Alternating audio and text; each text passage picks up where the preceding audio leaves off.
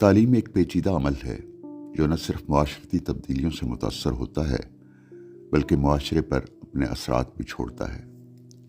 تاریخ کے مختلف ادوار میں تعلیمی سرگرمیوں، طریقہ تدریس، پیمائش اور جائزے میں خاطر خواہ تبدیلیاں رونما ہوتی رہی ہیں۔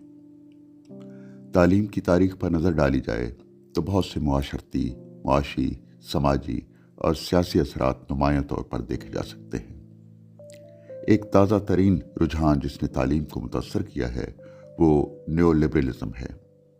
یہ بنیادی طور پر ایک معاشی تصور ہے جس کے اجزاء میں کھلی منڈی یعنی اوپن مارکیٹ، حکومت کی عدم مداخلت، لامتناہی منافع اور ملازمین کا استحصال شامل ہیں۔ کیونکہ نیو لبرلزم کا اولین مقصد زیادہ سے زیادہ منافع کمانا ہے، اس لیے تمام تر توجہ پروسیس کے بجائے پروڈکٹ پر رہتی ہے۔ نتیجتاً